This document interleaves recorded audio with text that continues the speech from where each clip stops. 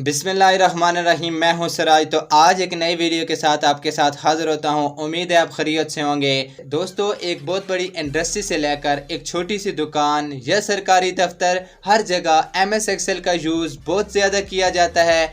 जब आप किसी भी जॉब को ज्वाइन करते हैं और इसमें आपको कोई भी सिस्टम से जुड़ा हुआ काम दे दिया जाता है, जैसा कि डेटा एंट्री या फिर बैक ऑफिस का काम, तो समझ लेना आपको MS एक्सेल का इस्तेमाल करना ही पड़ेगा। तो इसलिए आज मैं MS एक्सेल की एक नई सीरीज़ स्टार्ट करने जा रहा हूं। तो आपने वीडियो को अगर एंड तक देखा तो आप MS एक्सेल में मास्टर बनोगे। तो बगैर टाइम वेस्ट किए आज की क्लास में स्टार्ट करता हूं। मैं हूं सिराज, तो आप देख रहे हैं कंप्यूटर विज कोर्सेज। सबसे पहले मैं बात करूंगा कि what is MS Excel. MS Excel क्या है? इसका पूरा नाम माइक्रोसॉफ्ट MS एक्सेल है। माइक्रोसॉफ्ट MS ऑफिस का ही एक सॉफ्टवेयर है। इसे यूज़ करने के लिए सबसे पहले MS ऑफिस को इंस्टॉल करना पड़ेगा।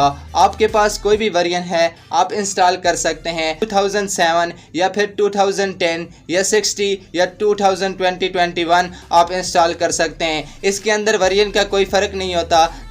तमाम ऑप्शन हर वेरिएंट में मौजूद होते हैं। तो आपने क्या किया, MS एक्सेल को इंस्टॉल कर लिया है। तो मैं आपको सिखाऊंगा कि MS एक्सेल को कैसे ओपन किया जाता है। MS एक्सेल ओपन करने के हमारे पास दो तरीके हैं। सबसे पहला तरीका है, आपने स्टार्ट बार पे क्लिक करना है। देखें, जैसे ही मैंने स्टार्ट बार पे क्लिक किया, क्लिक करने के बाद आपने यहाँ पर जाना है, सर्च पे क्लिक करना है। यहाँ पर देखिए मैंने सर्च पे क्लिक किया।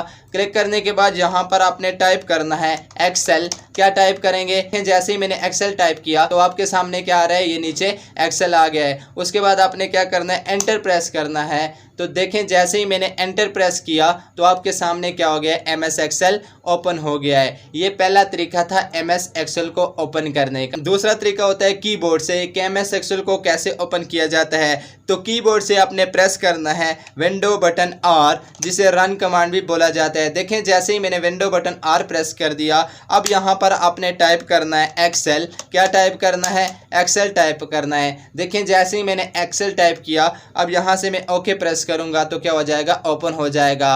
अगर आप MS एक्सेल लिखेंगे तो वो ओपन नहीं होगा। अब यहाँ से मैंने एक्सेल लिखा, यहाँ से मैं क्या कर रहा हूँ, ओपन कर रहा हूँ। यहाँ से मैंने क्या कर दिया, एक्सेल को ओपन कर दिया है। ये दो तरीके थे MS एक्सेल को ओपन करने के। सबसे पहले मैं क्या करूंगा, इसका बेसिक इंट्रोडक्शन दूंगा कि MS एक्सेल का यूज़ क्या है। इसका यूज़ आप डेटा मैनेजमेंट या एनालिसिस के लिए किया जाता है। इतना ही नहीं, इसका यूज़ आप कैलकुलेशन में कर सकते हैं। आप चाहें तो डेटा को डिफरेंट टाइप ग्राफ बनाकर चार्ट में दर्ज कर सकते हैं। स्टूडेंट, मेरे पास एक शीट है जो कि एक स्कूल की शीट है। इसके अंदर टीचर की एंट्री की हुई है, इनकी अटेंडेंस को यहाँ पर मैनेज करके रखा हुआ है। इस तरह की शीट एक्सेल में बनाई जा सकती है। ये तो सिर्फ एक एग्जाम्पल था। इस तरह की कई शीट आप MS एक्सेल में बना सकते हैं। आगे चलकर इस तरह के फॉर्मेट बनाने सीखेंगे। उसके बाद ये देखें, जो ऊपर हमारे पास बार होती है, इस बार को क्या बोलते हैं, कंट्रोल बार या कंट्रोल बटन बोला जाता है। उसके बाद ये जो ऊपर हमारे पास बार होती है, इसे टाइटल बार बोला जाता है।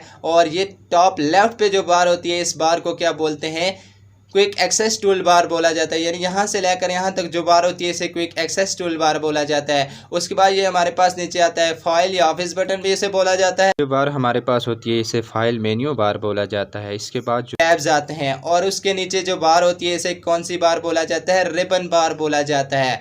और उसके बाद ये जो आपके पास बार होती है, इसे नेम बॉक्स बोला जाता है। और ये जो आपके पास बार होती है, इसे क्या बोलते हैं, फार्मूलाज बार बोला जाता है। और एक्सेल में आप पेज नहीं बोल सकते, बल्कि क्या बोलेंगे, शीट बोला जाता है। और उसके बाद ये आपके पास क्या होती है, स्क्रॉल बार। स्क्रॉल बार भी दो किस्म की होती है। ये देखें, वर्टिकल है और ये क्या है, हॉरिजॉन्टल है आपके पास। उसके बाद ये जो नीचे हमारे पास बार होती है, इसे जूम बार बोला जाता है। क्या बोलते हैं, जूम बार बोला जाता है। अब देखते हैं कि इन बार से क्या क्या काम किया जाता है। सबसे पहली जो बार हमारे पास थी, कंट्रोल बार या कंट्रोल बटन। अगर आपने क्या करना है, सॉफ्टवेयर को रिस्टोर करना है या छोटा करना है, तो आपने यहाँ पर क्लिक करेंगे तो क्या हो जाएगा, सॉफ्टवेयर रिस्टोर हो जाएगा, यानी छोटा हो जाएगा। उसके बाद अगर आप क्या करना चाहते हैं, मैक्सिमाइज करना चाहते हैं, आपने क्या करना है, दोबारा से यहाँ पर क्लिक करेंगे तो क्या हो जाएगा, मैक्सिमाइज हो जाएगा। उसके बाद अगर आप क्या करना चाहते हैं, उसके बाद अगर आप क्या करना चाहते हैं, इसे मिनिमाइज़ करना चाहते हैं, यहाँ पर क्लिक करेंगे तो क्या हो जाएगा,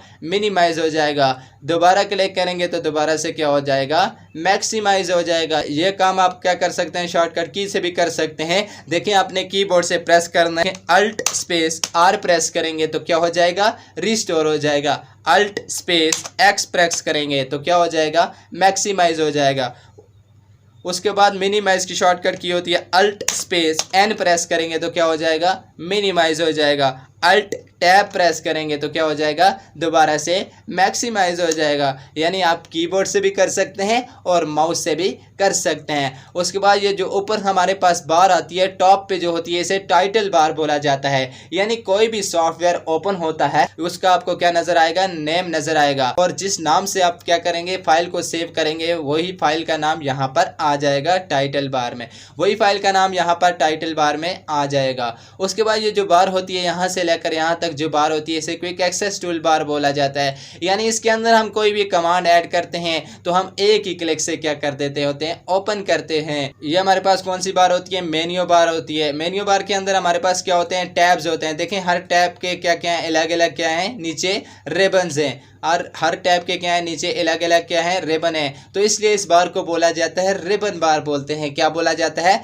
रिबन बार बोला जाता है। और उसके बाद ये जो आपके पास बार होती है, इसे नेम बॉक्स बोला जाता है। क्या बोला जाता है, नेम बॉक्स बोला जाता है। सबसे पहले मैं आपको रो और कॉलम और सेल का बताऊंगा। ये जो आपके पास हॉरिजॉन्टल लाइन नज़र आ रही है, इसे क्या बोलते हैं, रोज बोला जाता है। क्या बोलते हैं, रोज बोलते हैं। और ये जो आपके पास वर्टिकल लाइन नज़र आ रही है, इसे क्या बोलते हैं, कॉलम बोला जाता है। ये देखें एक कॉलम, ये आ गया, ये एक कॉलम आ गया, ये दो कॉलम, ये तीन कॉलम, ये आपके पास क्या है, कॉलम है। और रो और कॉलम के दरमियान जो आपको छोटे छोटे बॉक्स नज़र आ रहे हैं, इसको क्या बोला जाता है, सेल बोलते हैं। ये देखें ये सेल, इनको क्या बोला जाता है, सेल बोला जाता है। तो ये देखें ऊपर आपको नेम बॉक्स बताता है, यानी जिस सेल के अंदर आप जाएंगे उसका आपको क्या बताएगा, नेम बताएगा, एड्रेस बताता है। सेल का आपको क्या बताता है, नेम बताता है। अब देखें आपको क्या बता रहा है, H21, यानी H आपके पास क्या है, कॉलम है, और 21 आपके पास क्या है, रो है। अब मैं यहाँ पर क्लिक करता हूँ, क्या बताता है, L आपके पास कॉलम है और 28 आपके पास क्या है, रो है। अब यहाँ पर मैं क्लिक करके आपको बताता हूँ। देखिए यहाँ पर मैंने क्लिक किया, ये आपको क्या बताता है, 19 रो है और G कॉलम है। ये देखिए G कॉलम है और 90 क्या है, रो है। और उसके बाद ये जो आपके पास बार होती है, इसे क्या बोलते हैं, फार्मूला बार बोला जाता है। यानी MS एक्सेल में कोई भी फार्मूला अप्लाई करेंगे तो यहाँ पर भी क्या हो जाएगा, वो फार्मूला शो होगा।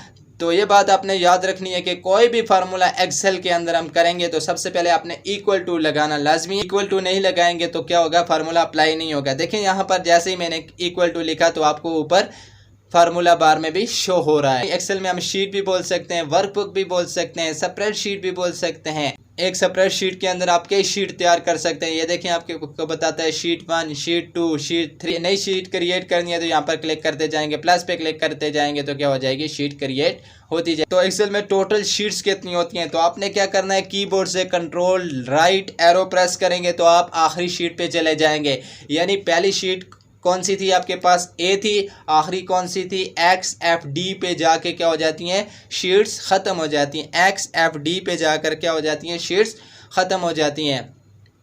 यानी पहले A से Z तक ख़त्म होती है, फिर दोबारा से क्या होती है, B A से स्टार्ट होती है, फिर C A से स्टार्ट होती है, फिर D A से स्टार्ट होती है। इस तरह क्या होती हैं, शीट्स चलती रहती हैं। यानी जब तक XFD ना आए तो आपकी शीट एक्सेल में ख़त्म बिल्कुल भी नहीं होगी। अगर आपने फर्स्ट शीट पे जाना है तो आपने क्या करना है, कीबोर्ड से कंट्रोल लेफ्ट एरो प्रेस करेंगे तो किधर चला जाएगा, फर्स्ट में चला जाएगा। अगर आप क्या करना चाहते हैं, आप देखना चाहते हैं कि एक्सेल के अंदर रोज कितनी है, तो आपने क्या करना है, कीबोर्ड से कंट्रोल डाउन एरो प्रेस करना। तो देखें जैसे ही मैंने डाउन एरो प्रेस कर दिया तो आपको बताता है कि एक्सेल के अंदर आपके पास कितनी रोज हैं, 10,48,576 आपके पास रोज हैं। अगर आप पहली पे जाना चाहते हैं तो आपने कंट्रोल पकड़ के अप एरो प्रेस करना है तो पहली पे आ जाएंगे। तो देखें जैसे ही मैंने प्रेस कर दिया तो पहली पे आ गया। अब आपको मैं बताऊंगा कि एक्सेल के अंदर टोटल कॉलम कितने होते हैं। 16,384 एक्सेल में कॉलम होते हैं। अब देखते हैं कि एक्सेल में सेल कितने हैं। तो आपने क्या करना है, इन दोनों को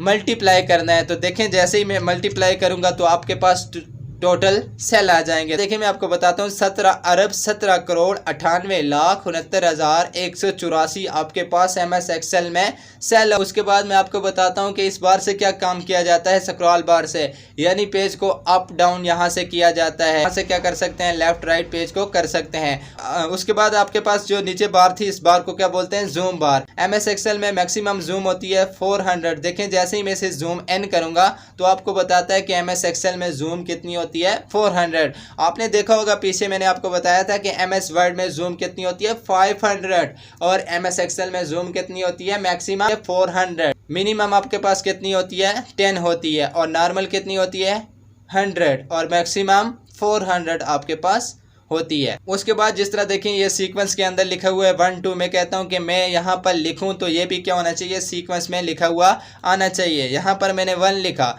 तो देखें जैसे ही मैं नीचे ट्रैक करूंगा तो क्या आ रहा है, 1 1 आ रहा है। अब मैं कहता हूं एक सीक्वेंस में आना चाहिए, एक तरतीब में आना चाहिए। यहां पर देखें मैंने 1 लिखा तो कीबोर्ड से आपने क्या करना है, कंट्रोल पकड़ना है। तो देखें जैसे ही मैंने कंट्रोल पकड़ा तो आपके पास क्या आ रहा है, ऊपर एक प्लस वाला ऑप्शन आ रहा है। तो आपने कॉर्नर पे क्लिक करना है। क्लिक करने के बाद आपने नीचे ड्रैग करना है। यहाँ से मैंने क्या कर दिया, नीचे ड्रैग कर दिया है। फिर आपने क्या करना है, कंट्रोल को छोड़ देना है।